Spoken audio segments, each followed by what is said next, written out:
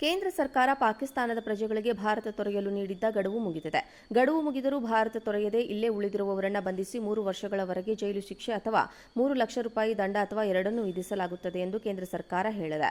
ಪಹಲ್ಗಾಮ್ನಲ್ಲಿ ನಡೆದ ಉಗ್ರರ ದಾಳಿಯ ನಂತರ ಕೇಂದ್ರ ಸರ್ಕಾರ ಪಾಕಿಸ್ತಾನಿ ಪ್ರಜೆಗಳಿಗೆ ಭಾರತ ಬಿಟ್ಟು ವಾಪಸ್ ಹೋಗುವಂತೆ ಆದೇಶಿಸಲಾಗಿತ್ತು.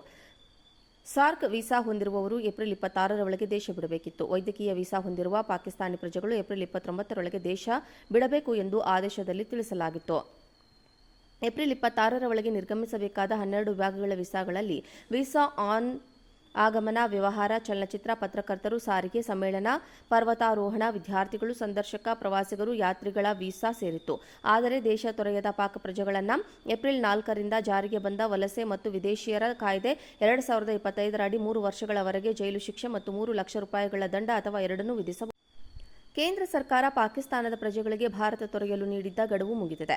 ಗಡುವು ಮುಗಿದರೂ ಭಾರತ ತೊರೆಯದೆ ಇಲ್ಲೇ ಉಳಿದಿರುವವರನ್ನು ಬಂಧಿಸಿ 3 ವರ್ಷಗಳವರೆಗೆ ಜೈಲು ಶಿಕ್ಷೆ ಅಥವಾ 3 ಲಕ್ಷ ರೂಪಾಯಿ ದಂಡ ಅಥವಾ ಎರಡನ್ನೂ ವಿಧಿಸಲಾಗುತ್ತದೆ ಎಂದು ಕೇಂದ್ರ ಸರ್ಕಾರ ಹೇಳಿದೆ. ಪಹಲ್ಗಾಮ್ನಲ್ಲಿ ನಡೆದ ಉಗ್ರರ ದಾಳಿಯ ನಂತರ ಕೇಂದ್ರ ಸರ್ಕಾರ ಪಾಕಿಸ್ತಾನಿ ಪ್ರಜೆಗಳಿಗೆ ಭಾರತ ಬಿಟ್ಟು ವಾಪಸ್ ಹೋಗುವಂತೆ ಆದೇಶಿಸಲಾಗಿತ್ತು. ಸಾರ್ಕ್ ವೀಸಾ ಹೊಂದಿರುವವರು ಏಪ್ರಿಲ್ 26ರ ಒಳಗೆ ದೇಶ ಬಿಡಬೇಕಿತ್ತು. ವೈದ್ಯಕೀಯ ವೀಸಾ ಹೊಂದಿರುವ ಪಾಕಿಸ್ತಾನಿ ಪ್ರಜೆಗಳು ಏಪ್ರಿಲ್ 29ರೊಳಗೆ ದೇಶ ಬಿಡಬೇಕು ಎಂದು ಆದೇಶದಲ್ಲಿ ತಿಳಿಸಲಾಗಿತ್ತು. ಏಪ್ರಿಲ್ 26ರ ಒಳಗೆ ನಿರ್ಗಮಿಸಬೇಕಾದ 12 ವಿಭಾಗಗಳ ವೀಸಾಗಳಲ್ಲಿ ವೀಸಾ ಆನ್ ಆಗಮನ, ವ್ಯವಹಾರ, ಚಲನಚಿತ್ರ, ಪತ್ರಕರ್ತರು, ಸಾರಿಗೆ, ಸಮ್ಮೇಳನ, ಪರ್ವತಾರೋಹಣ, ವಿದ್ಯಾರ್ಥಿಗಳು, ಸಂದರ್ಶಕ, ಪ್ರವಾಸಿಗರು, ಯಾತ್ರಿಗಳ ವೀಸಾ ಸೇರಿತ್ತು.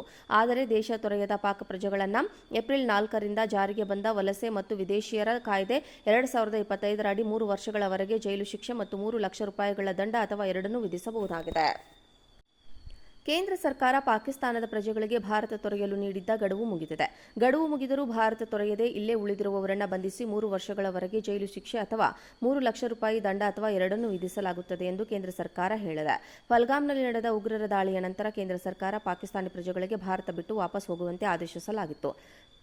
ಸಾರ್ಕ್ ವೀಸಾ ಹೊಂದಿರುವವರು ಏಪ್ರಿಲ್ 26ರ ಒಳಗೆ ದೇಶ ಬಿಡಬೇಕಿತ್ತು. ವೈದ್ಯಕೀಯ ವೀಸಾ ಹೊಂದಿರುವ ಪಾಕಿಸ್ತಾನಿ ಪ್ರಜೆಗಳು ಏಪ್ರಿಲ್ 29ರೊಳಗೆ ದೇಶ ಬಿಡಬೇಕು ಎಂದು ಆದೇಶದಲ್ಲಿ ತಿಳಿಸಲಾಗಿತ್ತು.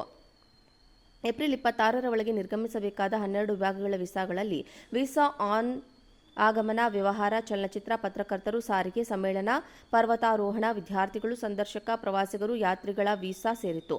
ಆದರೆ ದೇಶ ತೊರೆಯದ ಪಾಕ್ ಪ್ರಜೆಗಳನ್ನು ಏಪ್ರಿಲ್ 4ರಿಂದ ಜಾರಿಗೆ ಬಂದ ವಲಸೆ ಮತ್ತು ವಿದೇಶಿಯರ ಕಾಯ್ದೆ 2025ರ ಅಡಿ 3 ವರ್ಷಗಳವರೆಗೆ ಜೈಲು ಶಿಕ್ಷೆ ಮತ್ತು 3 ಲಕ್ಷ ರೂಪಾಯಿಗಳ ದಂಡ ಅಥವಾ ಎರಡನ್ನೂ ವಿಧಿಸಬಹುದಾಗಿದೆ. ಕೇಂದ್ರ ಸರ್ಕಾರ ಪಾಕಿಸ್ತಾನದ ಪ್ರಜೆಗಳಿಗೆ ಭಾರತ ತೊರೆಯಲು ನೀಡಿದ್ದ ಗಡುವು ಮುಗಿದಿದೆ. ಗಡುವು ಮುಗಿದರೂ ಭಾರತ ತೊರೆಯದೆ ಇಲ್ಲೇ ಉಳಿದಿರುವವರನ್ನು ಬಂಧಿಸಿ 3 ವರ್ಷಗಳವರೆಗೆ ಜೈಲು ಶಿಕ್ಷೆ ಅಥವಾ 3 ಲಕ್ಷ ರೂಪಾಯಿ ದಂಡ ಅಥವಾ ಎರಡನ್ನೂ ವಿಧಿಸಲಾಗುತ್ತದೆ ಎಂದು ಕೇಂದ್ರ ಸರ್ಕಾರ ಹೇಳಿದೆ. ಪಹಲ್ಗಾಮ್ನಲ್ಲಿ ನಡೆದ ಉಗ್ರರ ದಾಳಿಯ ನಂತರ ಕೇಂದ್ರ ಸರ್ಕಾರ ಪಾಕಿಸ್ತಾನಿ ಪ್ರಜೆಗಳಿಗೆ ಭಾರತ ಬಿಟ್ಟು ವಾಪಸ್ ಹೋಗುವಂತೆ ಆದೇಶಿಸಲಾಗಿತ್ತು. ಸಾರ್ಕ್ ವೀಸಾ ಹೊಂದಿರುವವರು ಏಪ್ರಿಲ್ 26ರ ಒಳಗೆ ದೇಶ ಬಿಡಬೇಕಿತ್ತು. ವೈದ್ಯಕೀಯ ವೀಸಾ ಹೊಂದಿರುವ ಪಾಕಿಸ್ತಾನಿ ಪ್ರಜೆಗಳು ಏಪ್ರಿಲ್ 29ರೊಳಗೆ ದೇಶ ಬಿಡಬೇಕು ಎಂದು ಆದೇಶದಲ್ಲಿ ತಿಳಿಸಲಾಗಿತ್ತು. ಏಪ್ರಿಲ್ 26ರ ಒಳಗೆ ನಿರ್ಗಮಿಸಬೇಕಾದ 12 ವಿಭಾಗಗಳ ವೀಸಾಗಳಲ್ಲಿ ವೀಸಾ ಆನ್ ಆಗಮನ, ವ್ಯವಹಾರ, ಚಲನಚಿತ್ರ, ಪತ್ರಕರ್ತರು, ಸಾರಿಗೆ, ಸಮ್ಮೇಳನ, ಪರ್ವತಾರೋಹಣ, ವಿದ್ಯಾರ್ಥಿಗಳು, ಸಂದರ್ಶಕ, ಪ್ರವಾಸಿಗರು, ಯಾತ್ರಿಗಳ ವೀಸಾ ಸೇರಿತ್ತು. ಆದರೆ ದೇಶ ತೊರೆಯದ ಪಾಕ್ ಪ್ರಜೆಗಳನ್ನು ಏಪ್ರಿಲ್ 4ರಿಂದ ಜಾರಿಗೆ ಬಂದ ವಲಸೆ ಮತ್ತು ವಿದೇಶಿಯರ ಕಾಯ್ದೆ 2025ರ ಅಡಿ 3 ವರ್ಷಗಳವರೆಗೆ ಜೈಲು ಶಿಕ್ಷೆ ಮತ್ತು 3 ಲಕ್ಷ ರೂಪಾಯಿಗಳ ದಂಡ ಅಥವಾ ಎರಡನ್ನೂ ವಿಧಿಸಬಹುದಾಗಿದೆ.